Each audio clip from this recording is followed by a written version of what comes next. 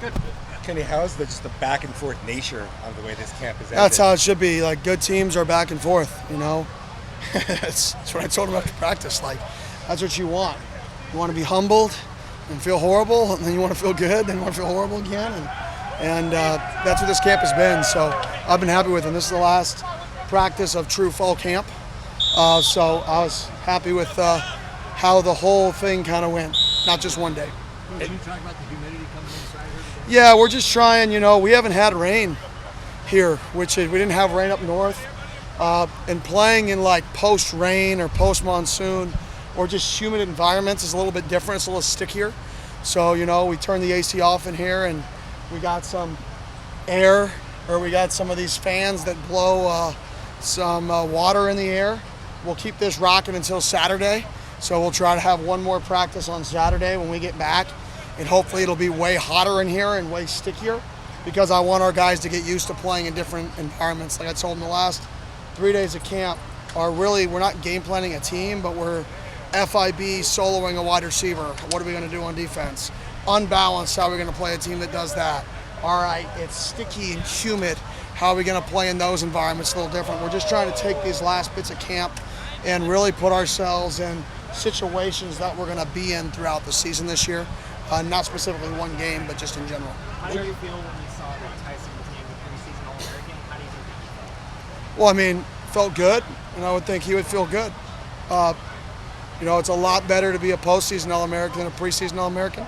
I don't even know what really a preseason All-American means. It's like people like you, but he deserves it. He deserves all that. He's earned all that. He's worked for all that. But he didn't work for the preseason. He worked for the postseason. And I think, you know, he came out and had a great day today, one of his best days since we let him come back after we were kind of managing him a little bit. So, yeah, I love to see our guys get recognized for the work that they put in. What do you think are some of the biggest differences between the end of fall camp and starting to game plan for opponents? Well, the biggest difference is you split up scouts, and then on top of splitting up scouts, like you shrink your playbook. I mean, we could probably run a combination, if we really wanted to, of 1,000 plays. Now, like, that's way too many, right? On offense, we're going to shrink that down to 60, 70. Right, so what you have is this huge arsenal in camp that you pull from, and you challenge guys to learn, and you want them to fail, and then you give them comfort in a game week. So the biggest difference, I would say, is things should be sharper. There should be less MAs. The detail on things should be better, because you're focusing on those 65 plays. I know you're focusing on those 14, 12, whatever that number is, and a game plan calls on D, and you're adjusting them. So everything should be smoother and cleaner when you get to a game week. Which areas do you feel like you guys have improved the most over the last 4 weeks? It's a good question. I think special teams. I think not just our kickers, snappers, punters, holders. I think our special teams units as a whole look better. We're way further along. Would be an area that I would say. I would say our pass protection, especially from the running backs, has been drastically improved from that perspective.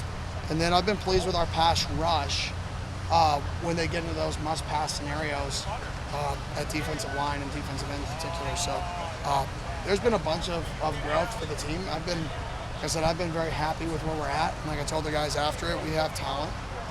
We beat a lot of teams that were talented last year because we played harder than them.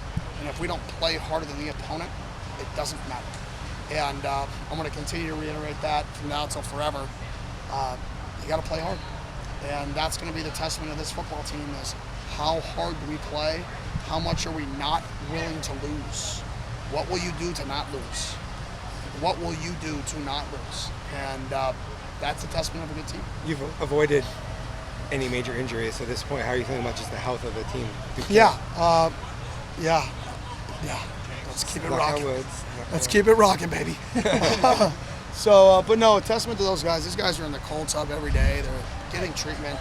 I mean, what we do with our stretch, and you know how we've changed things after year one, and Coach Joe in the off season, and these guys practicing hard and physical, but staying off the ground. You know, one thing I like to ask is all the transfers, how is this camp compared to other camps? And there's not one guy. Well, there was one who said it was the same. I'm not going to say who, but other than that, every other transfer said this camp is significantly harder than the place they came from. And that's the goal. Like, people see the basketball hoop and they see the JT through the legs, but what isn't talked about is the work that these guys put in and the grind and the challenging practices that we put them through. These guys have endured a lot this camp, and I'm proud of them. Is there any message you give to them about time management with school starting on Thursday? Yeah, I mean, we have a really good setup because our facility is right across from academics.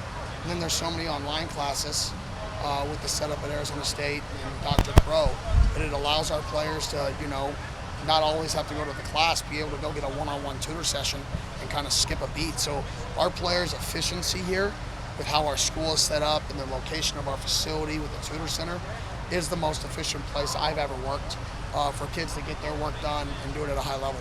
You talked about some of the strengths these last 4 weeks. What are maybe one of the things you want this team to continue working on and getting better at the last few days of camp? I'd say the initial instinct to run the football. I think that's a little bit down. I think that initial instinct to run the football and that drive on every single rep to run the football is down. Now, it was really, really high in the middle of camp, so that kind of naturally you would think happens. But it's a little bit down. I want to make sure we get that back before week one, that passionate want to go get the ball. That's how big plays are denied, and that's how big plays happen. Coach, you talked about the history of preseason expectations last week, just about how the results have been. What have you told the team about all that stuff? I showed it to them. I said, guys, it's hard. It's hard. We live in a great city. And when you have success, one of the negatives of living in my opinion, it's my favorite city, right? Born and raised here, so I'm jealous. But one of the negatives of it is there's so many things to do and there's so many distractions. That once you have success, everybody talks about you, right? You're in a major city, but you're a college town, and you're still kind of a pro team in the major city. So you get the pub of this, you're the superstars of this major city, you can get to do a bunch of things. And you got to be able to understand that, it's so temporary, right? What comes fast can go fast just like that. So we've talked a lot about, teams have not won, only one team has won the Big 12 outright in back-to-back seasons in the history of the Big 12. Nobody's done it. Our program has not succeeded having 2 seasons like we just had back-to-back, right? So it's just having them understand how challenging what they're about to do is, and how if you don't focus on the right now, if you don't put in the work, right, there's a reason history repeats itself. It's not an accident. So we have a tough task because we're trying to break 50 years of history, and I want to make sure they understand how difficult it is to break 50 years of history. Right? And it's very challenging, and we've got a tough task. It's Saturday when you start to kind of put in more of the game plan then or something? Yeah, we haven't started game plan yet. We'll prep it as a coach. I'm not a big 2-week out game plan guy. I've been a part of that. I think sometimes you get too much in. I'd much rather get in a real game plan rhythm, like a real game plan week. From that perspective, even on bye weeks, I've been around places that you put too much in early, and you kind of restart when you have 2 days off and you rewatch it, and your guys are like, what are we running? We've done twice as much as normal. So you try to limit that until true game week. We'll dabble in some NAU stuff as a staff here this week, midweek, and then we'll present some of it. On Saturday's practice, we'll start introducing. NAU does a great job. If you look at their defense, they're gap zero. They're in gaps with zero presentation, drop out by quarters. They're very, very exotic. And then they run their quarterback on offense, so it's +1 runs. So they do a really good job schematically. So we are going to use a little bonus, half of a bonus day on Saturday to kind of work on them, just because they are very unique. And they had a good season last year. They returned a good amount of guys, so it's going to be a good challenge. Thanks. Perfect. Thank y'all.